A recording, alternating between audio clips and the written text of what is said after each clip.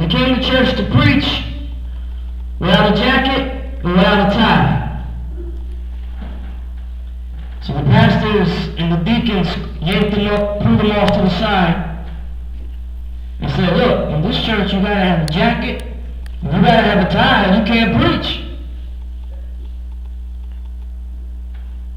He said, oh, okay, don't worry about it, I'll come back next week and I'll preach.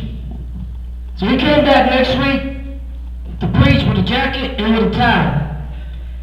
And he took his tie off and he hung it on the pulpit. And he took his jacket off and he hung it on the pulpit. And then he said, now let that preach to you, and he left. Because obviously a jacket and a tie don't preach. The man that preaches the word of God. And I understand you want to have reverence in the house of God and things should be done a certain way. But be careful. Be careful what you get caught up out there with, what you think is spiritual. Can I get an amen? Why are you sharing that? I just wanted to share that with you. Amen? I just wanted to share that with you. Well, I tell you, Acts chapter 9, right?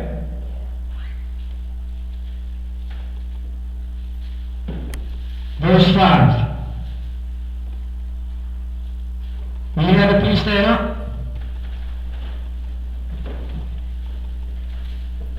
You have it? Acts chapter 9 verse 5 says, who are you, Lord? Saul asked. I'm Jesus, whom you are persecuting, he replied. Father God, I thank you so much for this time this morning. Again, I'm asking you to fill me with your Holy Spirit. Help me to rightfully divide your word, which is true, dear Lord. Help us to live different than the way we came. In your son's precious name we all say. You can be seated. Brother Matthew, he got sick with the flu, and so he wasn't able to be here this morning. One of the songs we were going to sing is At the Name of Jesus. You know that song? At the name of Jesus. At the name of Jesus. Who knows it? Right? Jolita knows it. Don't play. Don't play. We have the victory. Remember that? At the name of Jesus. At the name of Jesus. You don't know it? Satan will have to flee. So Brother Matthew called me last night. And he goes, Pastor, now you sure you want to sing that? This morning he texted me, he was sick. And I said, but why not? He goes, that's going way back. That's very Pentecostal. And I'm like, yeah, you're right. It's Southern even, I think, right? At the name of Jesus, at the name of Jesus, we have the victory. Remember that? Satan will have to flee. And then there was a part, who can... I don't know that part. You know how it goes? Right? You know it. Come on now.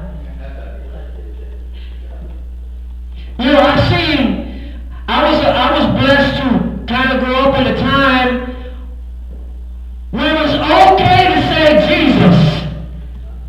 I'm going to preach to you today about the name of Jesus. I'm going to take you through a series on the name of Jesus.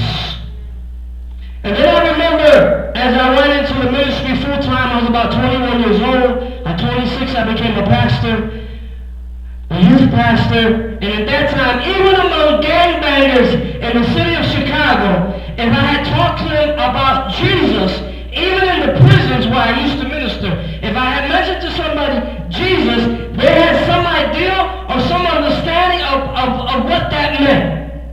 I mean, I grew up in a time when there was a guy at the baseball games holding up a banner that said John 3:16. What happened to him? Did he die or something? You don't see him no more. John 3:16. So there was a time in our history when you can talk about Jesus and people had an understanding of that. It was okay. And then the 90s came around and I began to go into full-time ministry around 96, 97. And I remember as an associate pastor right in the late 90s, a young group of people that came and we had a big gigantic parking lot. And they were skateboarding in the parking lot. And one day they were just happy to be out there and I would talk to them and say, how you doing? Because they didn't come to church. They was just out there jumping ramps and jumping those little parking stones and these big Skateboarding was a big thing. And so they were doing that jumping. I would talk to them, and I began to befriend these young people. And one day they said to me, Pastor Gomez, can I come into the church? And can we skateboard in the church? And what did I say? You better believe I said, yeah, we can skateboard in the church. I said, we got a big gigantic fellowship hall that's empty. Downstairs, that's called a fellowship hall. Come and skateboard, all you want. It was 5 kids, 6 kids, 7 kids, before you know it, like 50 kids down there. So what happened was, they started coming to Bible study. Because this pastor guy was pretty straight. So they're coming to Bible study now, and they skateboarding after the Bible study, that's right. Before you know it, like 80 of them coming. And then I said, all right, we're going to do a Bible study. And when I started asking them questions like, what did you think this place was, this building? One kid actually said to me, man, I thought it was a haunted house. He thought the church was a haunted house.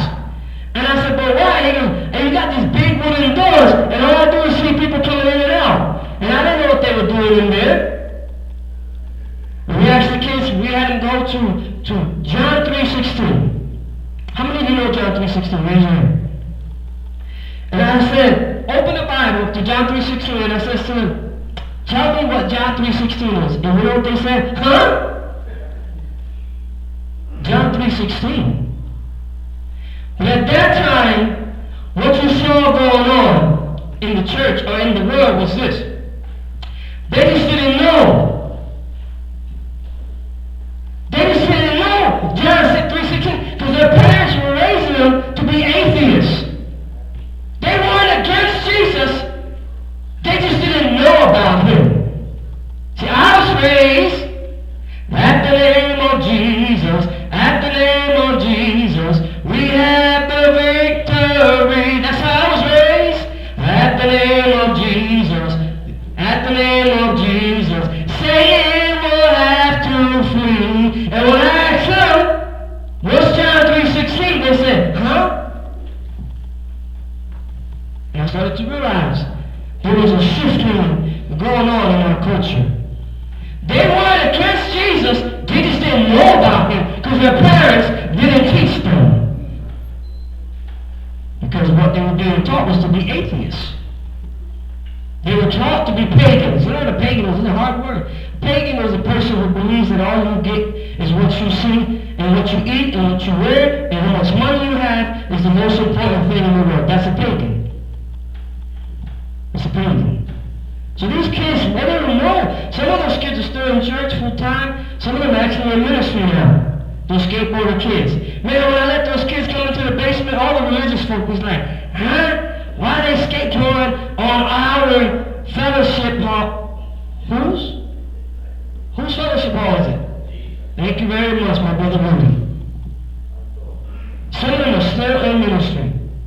Still in ministry. Why are you sharing this? Well, it's 2015. And today, I don't think there's necessarily an ignorance about Jesus. This is what I feel today. There's a hatred towards Jesus. This is what I feel today. What I feel today is there's not an ignorance where these kids were open to learning about John 3:16 and who is Jesus because I never was taught Jesus. I kind of feel like there's a blasphemous hatred against the church and against Jesus Christ. And if you hear what I'm saying, can I get an amen? Bill Maher, I like listening to comedians, but sometimes they're a little vulgar. So I try to get the dumbed down version of it. Amen? This is what Bill Maher says. Bill Maher, the comedian, says, and he made this movie called Religious. How do you say that? Religious. He says the plain fact is this. He's always attacking religion. Religion must die for mankind to live. He says the hour is getting very late to be able to indulge in having key decisions made by religious people. He calls them irrationalists. This is the comedian. He says if you go to the Bible and open it up and look for answers in your life, it's no different than cutting open a chicken and looking inside the chicken to answer life's problems. But that's where we're at. That's where we're at in this culture. So Pastor, why are you preaching about the name of Jesus, because I'm afraid even in the church, we don't even know about the power of the name of Jesus Christ. So here's the question that the Apostle Paul asked. Who are you, Lord? Did you read it? Did you see it? Go back. Acts chapter 9. Get your Bibles, Acts chapter 9. Why all the anger towards the Lord Jesus Christ? I mean, have you had this experience? Because I've had. There was a time when you can say John 3:16. And then there was a time where, you can gain stuff through the young people. Then there's a time where you can talk to a kid about John 3:16. He just didn't know. But now we're at the time where it's like, you go to church and you believe in Jesus, you're stupid.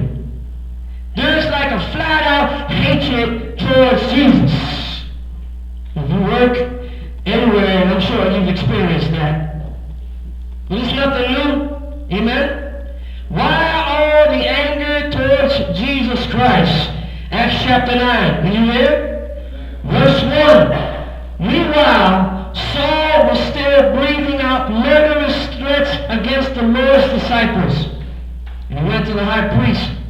And he asked him for letters to the synagogue in Damascus, so that if he found any there who belonged to the way, whether man or woman, he might take them as prisoners to Jerusalem. Hatred towards the name Jesus. Hatred. Paul the apostle hated Jesus. And Paul was aware of these apostles. We have to make an assumption, right? Because here in the story, you have the Apostle Paul chasing after, Saul, not the apostle yet, chasing after the apostles and the disciples. And he hates them. The assumption I make is this, and I don't think this is reading between the lines too much. Paul may have been there at the trial of Jesus Christ. Listen to me now. He may have been there at the crucifixion of Jesus Christ. He may have been there at the testimony that the stone was rolled away and Jesus resurrected. He may have been there to hear about the ascension of Jesus Christ. This is the assumption I make, reading in between the lines. He may have not have, but he may have been, but at least I know he knew about those stories. And he hated the disciples. He hated them with a passion. He asked for letters. You know what that is? It's a search warrant. He went to the high priest and he says, I want you to give me letters so that I can destroy these people who are following this teaching called the teaching of the way. So that I can destroy these people who are following this person, Jesus Christ. Read it again. Verse 1 and 2. He says, not only do I want to take the men. You ever notice how? I'm going to come down because y'all looking at me like I'm too far away.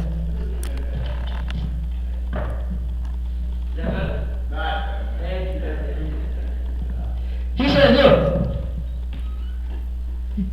you ever see those old shows where they show like a house burning down, and the men always say, women and children first, right?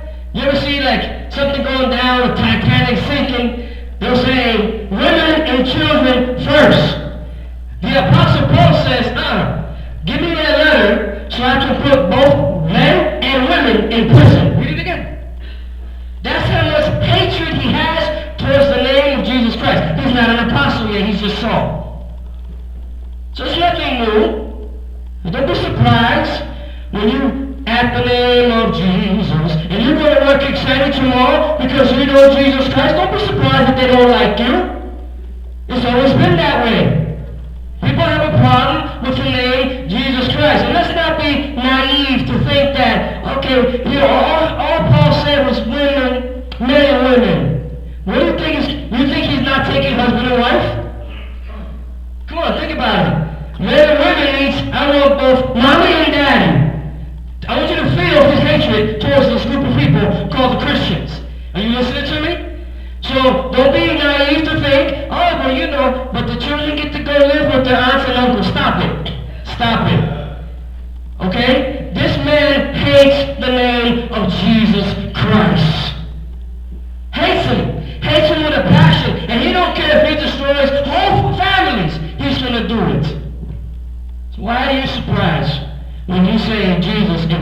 that you like. I mean, I've had that experience. Today, it's okay to talk about spirituality. It's okay to talk about religion. Can I get an amen? But don't you dare say Jesus is God. Now you're in trouble. That's a hatred towards Jesus. Obviously, no. Who are you, Lord? That's the Apostle Paul. That's what he cries out. Who are you, Lord? One of the reasons I believe these religious people hated these apostles, because in Acts chapter 4, you want to bounce around with me a little bit? All right, Acts chapter 4, look at it. Verse 13. Here's one of the reasons why they hated these apostles. Because something funny happens when Jesus gets in your life. When you meet a pastor. When Jesus gets in your life, all of a sudden you talk like you know something. Can I get an amen now? When Jesus gets in your life, all of a sudden you talking like you got answers to life's problems. All of a sudden when Jesus gets in your life, you get some boldness and some courage in you. Can I get an amen? Acts chapter 4, verse 13. You see it? And when they saw the courage of Peter and John and realized they were what? Unschooled, ordinary men, they were astonished, and they took note that these men had been with Jesus. This is one of the reasons why they had trouble. They had a hatred towards Jesus and the name of Jesus, because they realized, I don't get you. They had a boldness and a courage to speak the name of Jesus. That word unschooled is in the Greek, I'm going to pronounce it for you, idiota. That's what it is. It sounds like Spanish, right? It's Latin. So in the Greek it's idiota. They saw these idiotas speaking now with boldness. They were talking like they knew something. They were talking like they've been with someone. That's right. And it says, who were they with? Jesus the Christ. There's a hatred for the name of Jesus. They saw these carpenters, fishermen, tax collectors, prostitutes, that's right, alcoholics, drug addicts. Who told you Jesus is for good people? I told you last week. Right? Didn't I tell you? There's a battle to get in the kingdom. And you're not a good person that needs advice. Didn't I tell you that? You're a dead sinner who needs to be made alive through the power of the Holy Spirit as you put your faith in Jesus Christ. See the difference? You see the difference? And I told you, when I mess up, there's one place I go. And when I get proud, there's one place I go. Where do I go when I mess up? What did I tell you? To the cross of Jesus Christ. It's grace that saved me. It's grace that gets me through. And when I get big-headed, there's always somebody there to tell me, you better slow your flow, boy. And I have to remember, as many educations that I have, amen, and I love studying, and I love reading, the truth of the matter is, I'm saved through the cross of Jesus Christ. Are you with me now? And when Jesus gets in your life, there's a knowledge and a wisdom that you have that the world doesn't understand. And there's a boldness that you have that the world is afraid of. Because how can you say to somebody, I can tell you how to have your sins forgiven, and listen to this part, which sounds a little arrogant to them, and how you can get to heaven. I can tell you how to have your sins forgiven and how you can get to heaven. And today in this culture, that's looked at as arrogance. Who are you, Lord? There's an ignorance. And there's more than an ignorance, there's like a hatred for you to say Jesus Christ is Lord. Things have changed, brothers and sisters. And they've changed drastically. Can you listen to me? The Apostle Paul, I want you to see his hatred. I want you to feel his hatred. Because I want you to understand what happens to a person when Jesus shows up in their life and hits them between the eyes. Amen? Look at Acts chapter 7. Are you with me? having fun right now. I don't know about you, but I am. Acts chapter 7. Are you with me? Verse 54.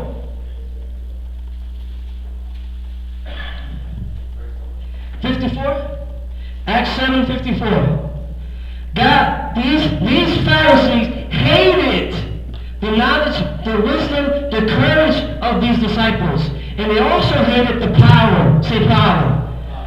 Power, they hated the power. What did I tell you? Verse 1. When they heard this, they were furious. Here's the religious people. And gnashed their teeth at him. At who? Stephen. Stephen, I want to give you a side note. Stephen wasn't a preacher, but he was. Wasn't a prophet, but he was. Wasn't an apostle. I don't know if I can say, but he was. For that one, probably not. But he had power. Say power. You know what Stephen was? What was Stephen? Come on, class. A deacon. That's all he was. See how we think? That's all he was. A deacon's a nobody. What? Stephen, all he was a deacon. You with me? Verse 55. But Stephen was full of what? The Holy Spirit. Can I get amen? They hated the name of Jesus. They hated that these people who were nobody, didn't have a GED, didn't have a diploma, didn't know theology, but they had all that. And they hated the fact that these low people, and what we would think are high people, had power that they didn't have. Because they were filled with the Holy Spirit. If I was to give a title to the book of Acts, this ain't new to me. But people say, well, Acts is the Acts of the Hechos of the Apostles, right? But maybe it should be called the Acts of the Holy Spirit. Can I get an amen? The Acts of the Holy Spirit. What did I tell you last week? It's hard to get in the kingdom, right? It's a battle of influences. It's a battle to enter. Remember I told you? It's a battle for foundations. But when you get in the kingdom, it's hard to get into the kingdom. But when you get into the kingdom, the Spirit of God comes living within you now, and then there's a power that comes to you because God, the third person of the Trinity, now lives within you. And you know what's going to happen? When the Holy Ghost power of God lives within you, some people are going to not like you. Here's Stephen. You with me? But Stephen, full of the Holy Spirit, looked up to heaven and saw the glory of God and Jesus standing at the right hand of God. Look, he said, I see heaven open and the Son of Man standing at the right hand of God. And look what they did. Oh, wow, that's good information, Stephen. Thank you very much. So now that we know Jesus sits at the right hand of the Father and he has power, thank you for that Bible story that you gave us. What does the next verse say? What did they do? What did they do? What babies? You ever see a little kid do that? Here you go. Think about it. They covered their ears and they stoned him. Why? Because he was telling them the truth. That Jesus is the way to God. That Jesus is the one that forgives sins. That Jesus is the one that sets you free from the power of sin and death. And Stephen, just a deacon. Be careful. Filled with the Holy Spirit, sees heaven open, amen? And they come at him and they kill him. You see it? The Bible says, I want to give you something real quick. I want to help you out, man. Our time is already gone. The Bible says, so I'm going to give you real quick. Why do people hate Jesus? Could be ignorance. They just don't know. Amen? It could be that they like the way they're living. Because the Bible says sin is pleasurable for a season. See? Now I want you to be careful with this because I don't preach you come to church so you can get a big checklist of do's and don'ts. Because people got this idea that church is the place if you want to go to end up dying bored. people's ideal. And fun is the world, and church is boring. See how the devil works? See how the devil works? So one of the reasons why people have trouble hearing the name Jesus is because sin is pleasurable for a season. For a season, sin is pleasurable. But when that pleasure of sin finally comes out and begins to show the results, what does it produce? Death. That's right. So one of the reasons why people hate the name of Jesus is because of sin. The Bible talks about, not the Bible, it's a teaching in the Bible that has come down through what we call the shorter catechism. Don't get crazy with that, alright? But the shorter catechism is this. Man's chief end is to glorify God. Listen to me. Listen to me. My chief purpose in life is to glorify God. Are you listening to me? Okay, what does that got to do with sin? Listen to me. And, here's the second part of that. And to enjoy Him forever. Are you listening to me? Sin is the lie of getting you thinking that there's pleasure in the world or in those things. Here's the lie. That God doesn't give you pleasure. How do you fight these sins that come into your life? Because even as Christians we have this world. Amen? How do you fight the sins that come into your life and the things that battle you in your life to act in a way against God? This is how you fight it. You got to fight fire with fire. You have to reconcile this. That the pleasure in God is more better than the pleasure in the world.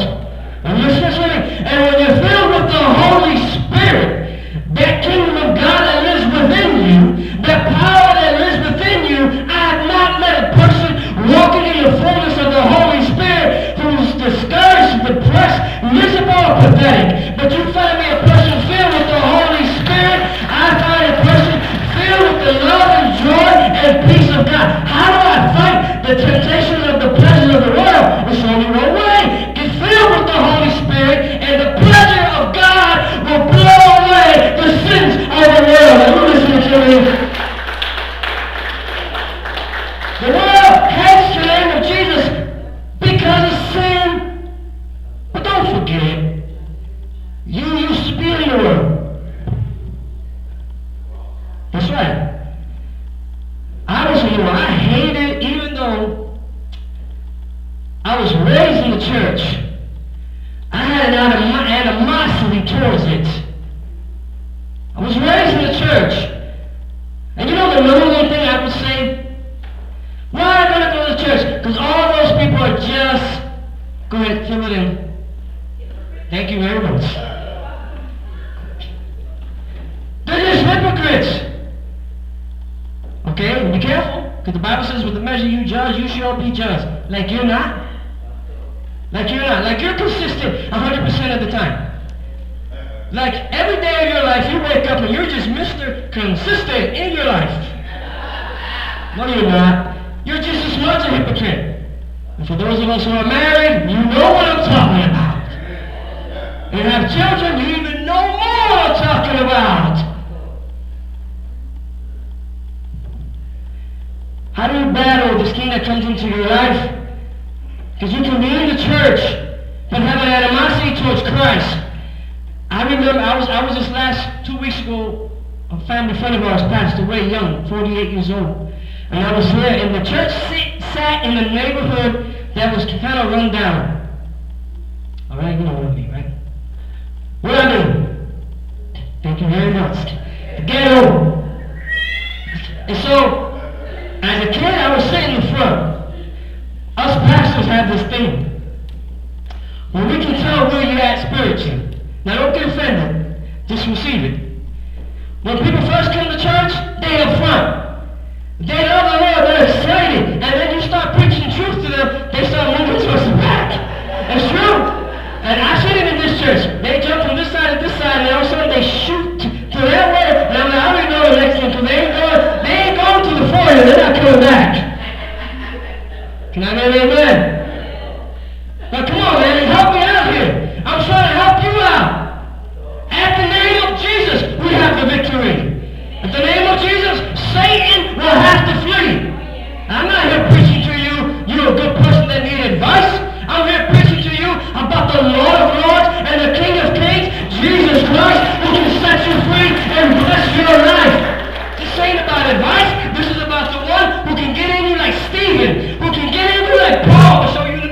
Can I get an amen? And it can radically change your life. So as a kid, let me go back to my story. All right. I mean, as a kid, I sat up front, especially when it was Happy Birthday Sunday. Feliz cumpleaños a ti. Remember Johnny? Feliz cumpleaños a ti. How's it? Que Dios te bendiga. Right? And so we had a little church piggy bank. This part I never understood. I would have to put money in there. I was waiting for some money. It was my birthday, you know? And you're supposed to come there and put money in there. So as a kid, you're excited, and we need to create an atmosphere in the church where our children don't feel oppressed, but they realize there's joy in serving the Lord, and there's an excitement in serving the Lord. So we need to put things together where our kids can realize it's fun coming to church. Can I get an amen? Can I get an amen? But we lived in that area. We went to church there, and it was a nice church. And as I got older, I began to move towards the back. But in this church, like when Melissa was at, not to point you out, but the door was like that, smack in the middle. The door was smack in the middle, and we didn't have air conditioning. So we would open that door in the summer. So as I got older, I began to go to the back area. People be driving by, thumping their car, thumping the radio. Gotta get away, gotta get away. And I used to think, oh man, that sounds like it's slamming out there. But I was in church. And the world truthfully began to lure me and drag me. And for a season, I was out there. Say out there. But then I realized it was a lie. That wasn't fun. That wasn't pleasurable. And then I had an encounter with Jesus Christ. And I began to realize the pleasure that I have in Jesus blows away what was passing by on the outside of that building. Are you listening to me? Who are you, Jesus? And you have this apostle who doesn't know who Jesus is, and he has a hatred towards Jesus. The Bible says whether you eat or drink, whatever you do it all for the glory of God. But I don't want you to miss this. Because we think that's some type of a religious, I gotta eat for Jesus. And I gotta go to sleep for Jesus. You know what that means? And everything that God has given you in this world, you can enjoy it in Jesus. Are you listening to me? That the pleasures of Jesus blows away the pleasures of the world. Can I get an amen? I remember churches were actually teaching that if you had too much fun, it was a sin. This is what I saw. They began to teach that even if you play sports, it was a sin. And their theory was, because if you play sports, you might get hurt. And if you get hurt, it's a sin. And as a kid, I would think, and so it developed in me like an animosity towards them. I can't even ride my bike. I can't play sports. And then, I'm a little bit of a thinker. And you can go to work and get hurt. You can be a carpintero and get hurt. A mechanic can get hurt.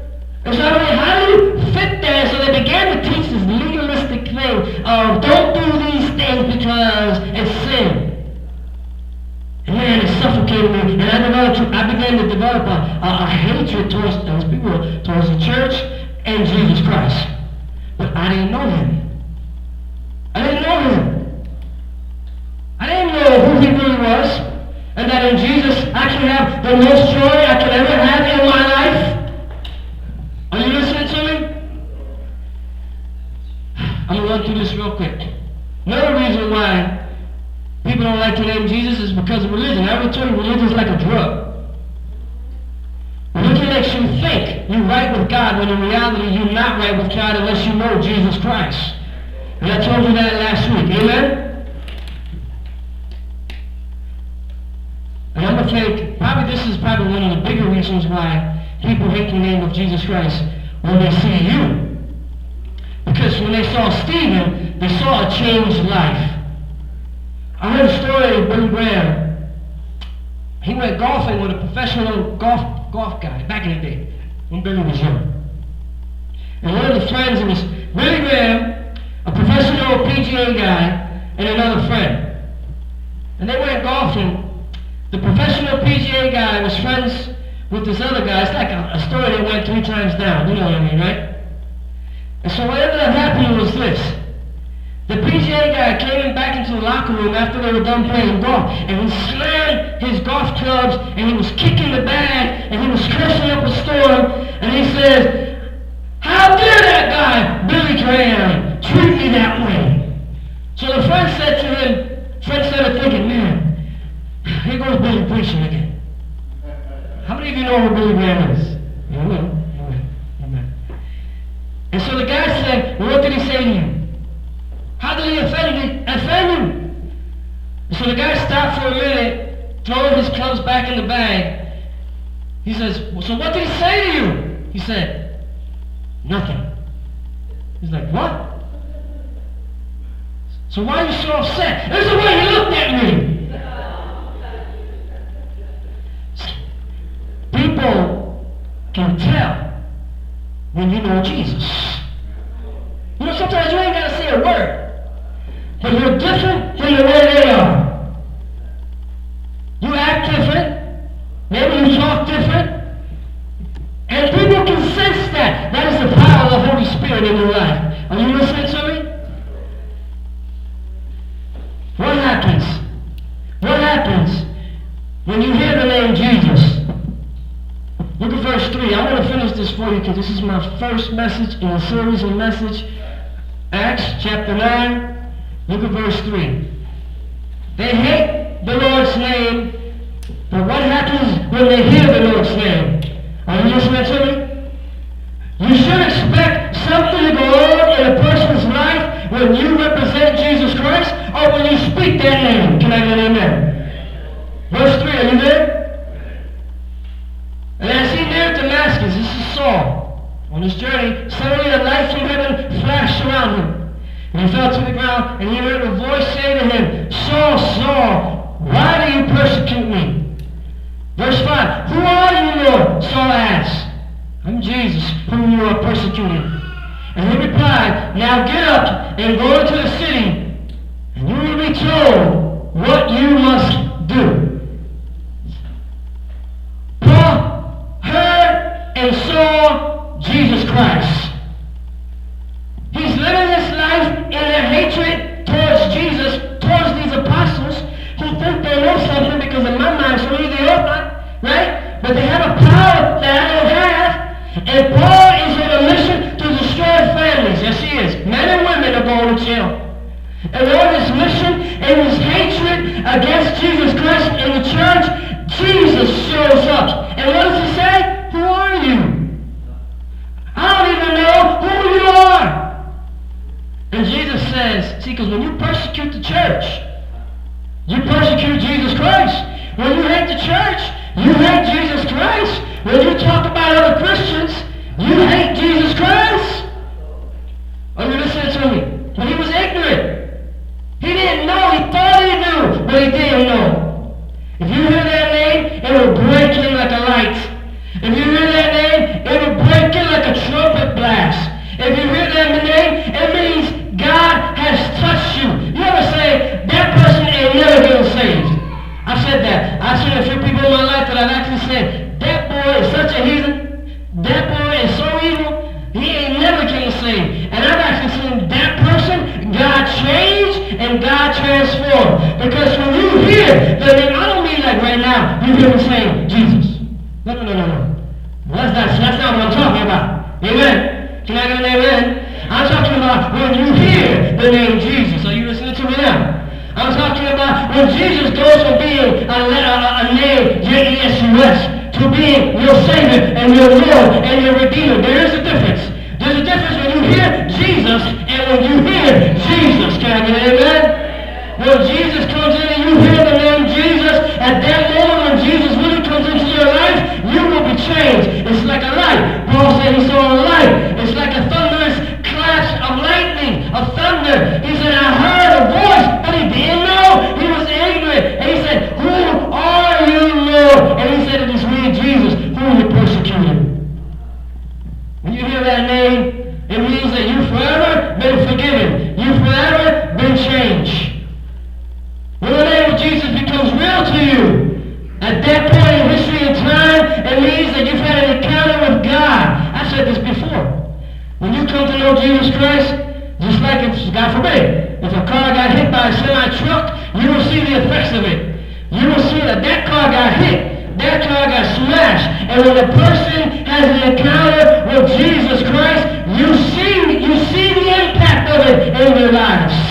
Are you listening to me? There's a man named Dr. Bernard. In 1969, I'm going to finish in a minute. In 1969, at that time, abortion was kind of like one of those things that you went ahead and you practiced because they didn't have enough knowledge to know about it. And Dr. Bernard said he officiated over 60,000 abortions. 60,000. But around the early 70s, he said science began to change, medical science, and they came out with something called ultrasound, and he began to realize that maybe this is not just a piece of tissue. Because when he looked at the ultrasounds and he looked at what was going on in the mother's womb, he said he had to believe it was a life and a life from the beginning. And Dr. Bernard said, you know, I realized what I did. And when he was young, he bragged about having the biggest clinic in America for abortions. And then in the 70s, mid-70s, he said in the late 70s, he began to see this thing differently, and he began to realize that it wasn't right what he was doing. Before he died, this Jewish atheist, Dr. Bernard, way before he died, he said he became a Christian. Because why? He said, one of the things, why? Because only in Christ did I realize that that thing that I did can be forgiven. When you hear the name of Jesus, it will change you. It will impact your life. And everything you thought was right, you begin to see it differently. Can I get an amen? The Apostle Paul hated the name of Jesus, but he was ignorant. And then one day he heard the name of Jesus. Are you listening to me? Jesus has the power to change a person's life. This is interesting though. Look at verse 7. Who are you, Lord? Paul didn't know. Verse 7, are you there? The men traveling with Saul stood there speechless. They heard a sound. But what does it say? I don't know. I don't know what happened to them. I'm assuming that because Paul was an apostle and loved the Lord, he went back and shared the gospel with those men. I have to assume that. But we don't know what happened to them. We don't know. What does it say? Come on, read it again. I want you to see this. The men traveling with Saul stood there speechless. They heard a sound, but didn't see anything. Paul heard and Paul saw. See that? And it doesn't even say they heard a voice. It says a sound. Because guess what? You have to want to hear the name of Jesus to hear it. And you have to want to see Jesus to see him. Well, did Paul want to? Paul was zealous. And he thought he was right. And he believed what he was doing was right. So I believe in that sincerity to want to be right with God, Jesus broke in and changed his life. But these men, I don't know what happened to them. I'm not sure what happened to them. Church history doesn't say. But Paul, that day, heard the name Jesus. And it changed his life. If you want to hear it, so you say, you know, Pastor, I've been preaching to some people for years. And they don't respond. Don't you get upset about that. Don't you worry about that. You keep praying and you keep asking God to intervene in their life. Don't get upset. Remember how you used to hate Jesus. No, I did. Yes, you did. You didn't want to come to church, and when somebody invited you, you got all bent out of shape. Then they go, ask me to come to church again. And as soon as somebody invites you to church, you think that what they're saying is, I'm better than you, right? I know that's what you're thinking. I'm better than you, but you know what? I invite people, I don't invite people to church as much as I invite them to Jesus. Amen? And when I invite them to Jesus, it's not because I'm saying I'm better than them, because I know I'm nobody. And the truth is, I was a backwards human. I told you, I kind of moved further back in the church, and then I was in the world, full blown, running in the streets. So I knew who I was. I was just a full-blown backwards. I invite him to Jesus because I know Jesus can give him the joy and what he promised, the abundant life that the world can't give him. But I do know it's important to invite them to church because it's usually in church that they hear the word of God. Can I get an amen? I heard a story about two lawyers. And these two lawyers hated Jesus and hated the church. And what they wanted to do was to prove the resurrection was alive and that the Apostle Paul, listen to me, the Apostle Paul didn't have a conversion experience like we're reading in Acts chapter 9. So these two lawyers who were very smart, very sharp, very intellectual, they both made a plan. And this is what these two lawyers' plans was.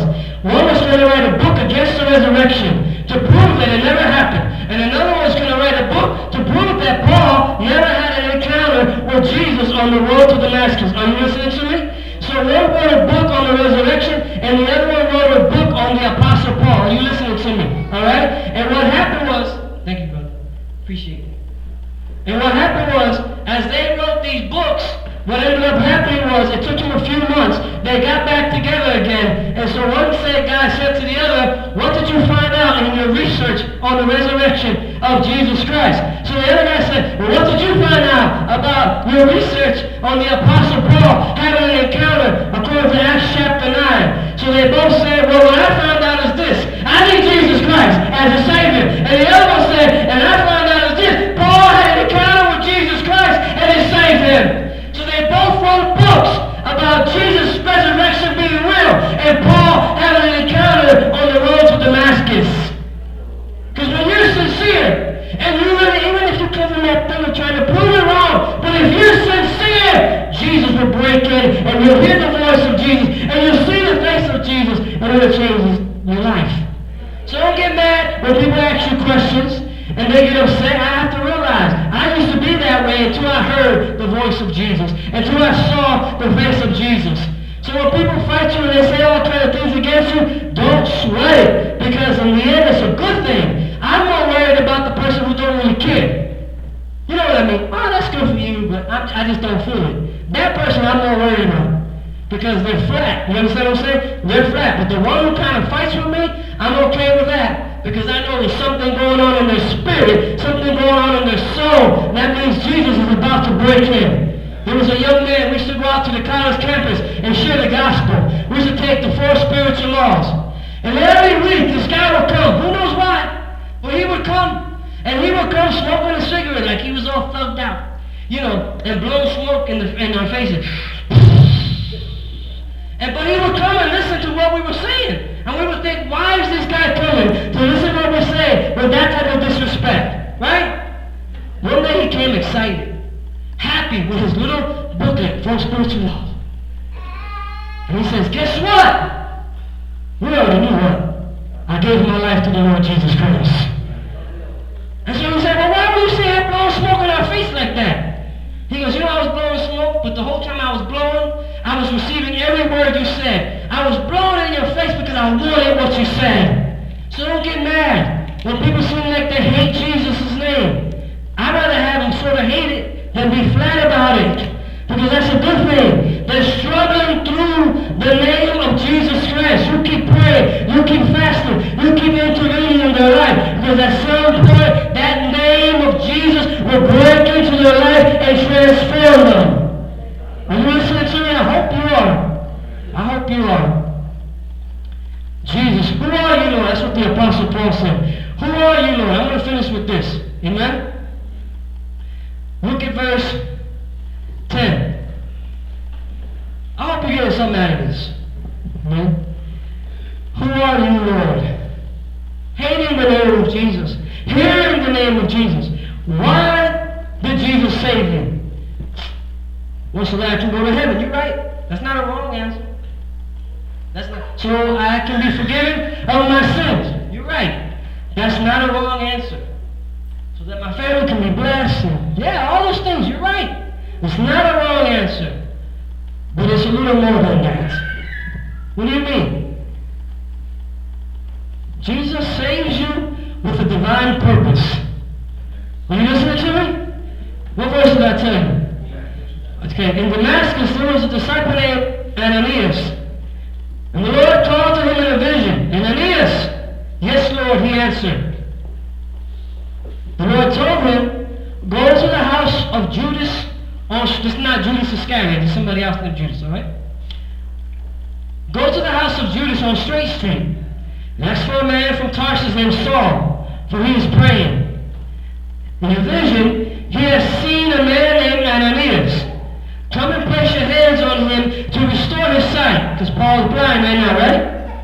Verse 13, Lord, Ananias answered, I have heard many reports about this man, and all the harm he has done to your saints in Jerusalem. Verse 14, look. Ananias come here with authority from the chief priest to arrest all who call on your name. Ananias, and I don't know how they, because they didn't have text messages or Instagram or Facebook or telephones. I mean, it's like quick, right? I mean, people are some gossipers. When I look at this, I'm like, there's some gospels because Ananias is in a whole other town, and yet he already heard about Paul. I mean, he heard details, right? He got a letter from the chief priest, and he's trying to attack the church. But Ananias says he's trying to attack those who call on your name. Are you listening to me? Verse 15. But the Lord said to Ananias, go. This man is my...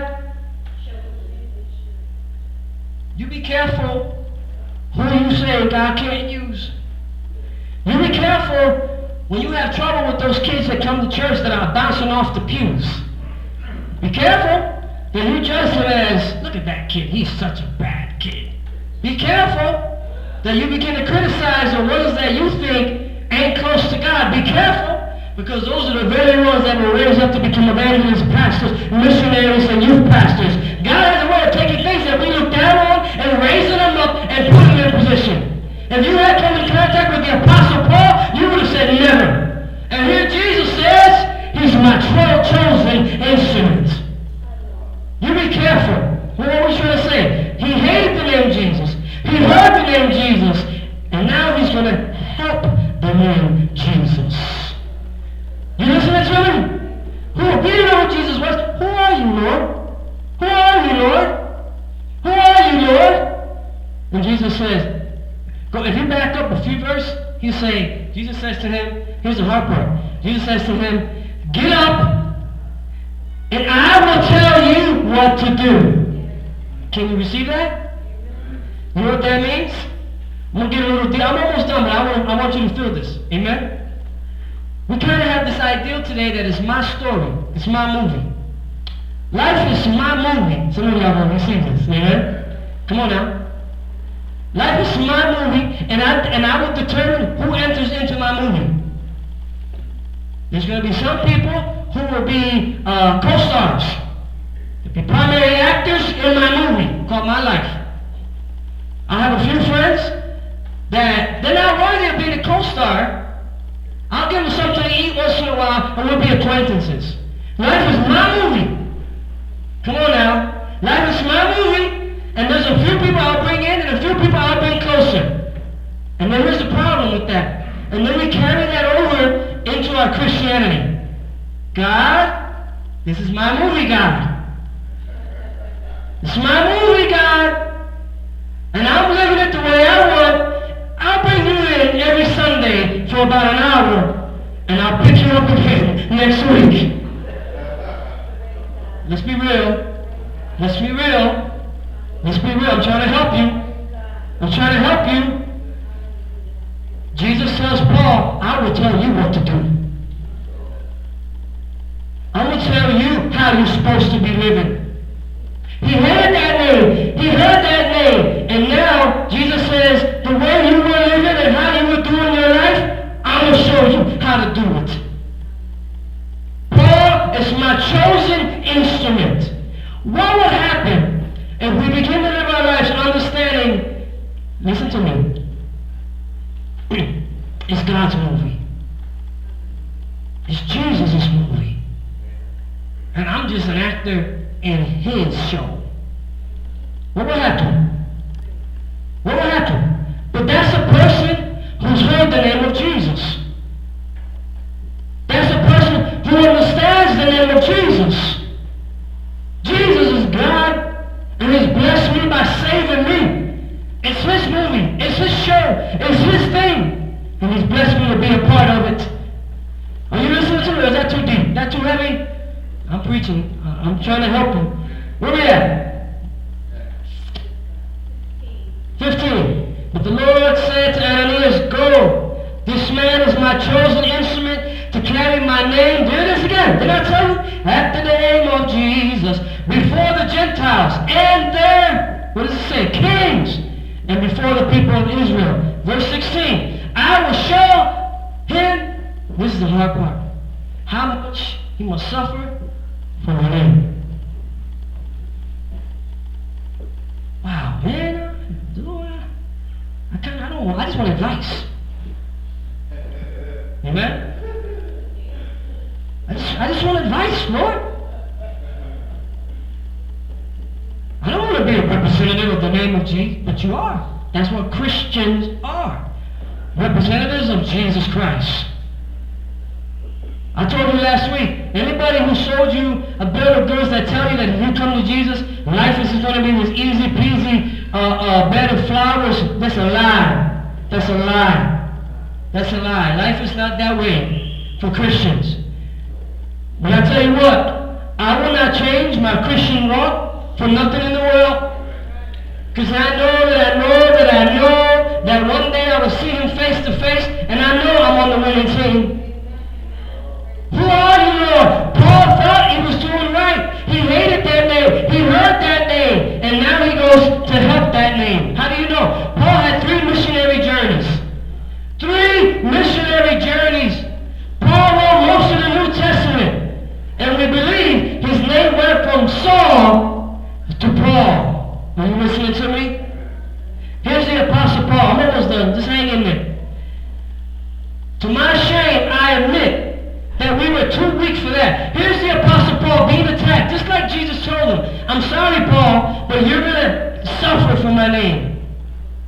How many of you have experienced that? Suffering because you know you're a Christian. I've experienced that. Listen, remember I told you a couple weeks ago? When you suffer, it's because God's turning you into Wolverine. Amen? Amen? Did I tell you that? He's putting adamantium in your bones. He's making you strong. Listen to me. The only way God can make you a powerful testimony and strong is by allowing you to go through, I hate to say, trials and tribulations. If everything was easy peasy, why would you call out to Him? You wouldn't.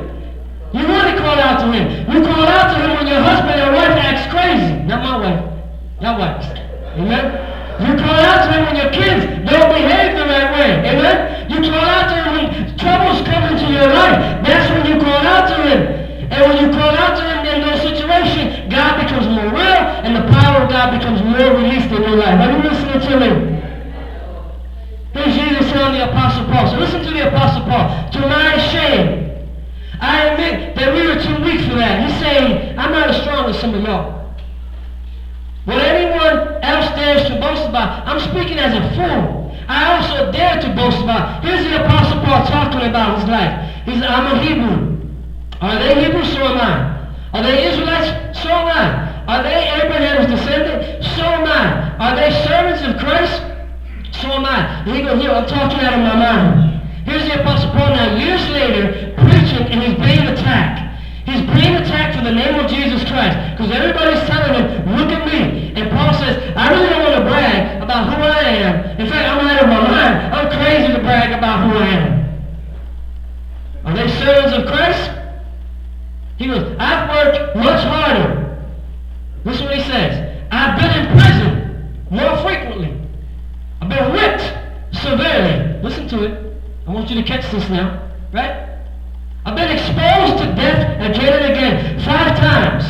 5 times I received 40 lashes minus 1. 3 times I was beaten with a rod, stoned. 3 times I was shipwrecked. I spent a night and day in the open sea. I've been constantly on the move. I've been in danger from rivers, in danger from bandits, in danger from my own people who say they love me, in danger from Gentiles, in dangers in the city, in danger in the country, in danger at sea, in danger from false brothers. See what he's saying? I've labored and I toiled, and I often gone without sleep. I've known hunger and thirst, and I've often gone even without food. I've been cold and naked. Besides everything else, I face daily the pressures of my concern for you, for the church. See, he hated the name. Isn't that a switch? And he heard the name, and now he's helping the name. And Jesus said, Paul, I'm sorry to tell you, man. You're going to probably suffer a little bit. And now Paul says, Jesus was right. But his love for the church, he's so passionate about Jesus. Listen to what he says. None of us would do this. He said, I wish I could burn in hell. I'm not saying that. I'm not saying that. You're not crazy. I'm not burning. I love that, but I ain't burning in hell for you. But Paul says that. I would burn in hell for my Jewish brothers so they can get saved. Wow. Talking about helping the name of Jesus Christ. Who is weak? You know what he says? I don't feel weak. Who's led into sin? I don't burn. I don't burn, he says. In fact, Paul says, for the glory, woo! The Apostle Paul says, for the glory of the utmost prize of seeing Jesus once again, face to face, I consider all the stuff that I'm going through basura, rubbish, garbage. Okay? Tomorrow you're going to have a hard day at work. I pray not, but you probably will. This is what I want you to do. Amen. You listening? Listen. Listen. Listen. Really likes when I say that. Listen. Begin to think in your head. You listening? At the name of Jesus, at the name of Jesus, we have the victory. Come on now. At the name of Jesus, at the name of Jesus, Satan will have to flee. You receiving it? Come on. At the name of Jesus, at the name of Jesus, we have the victory. One more time, at the name. At the name of Jesus, at the name of Jesus, Satan will have to flee. Give Jesus praise, come on! Give Jesus praise! Thank you, Lord God. Look, I apologize for taking you so long, but I wanted to get that in your spirit. I wanted to get that in your spirit. Amen? Who are you, Lord? He's the King of Kings, the Lord of Lords, the great I am, the Alpha and the Omega, the Lion from the tribe of Judah, the Prince of Peace, and He's your Savior. He's your Savior. You receive it? I hope you do.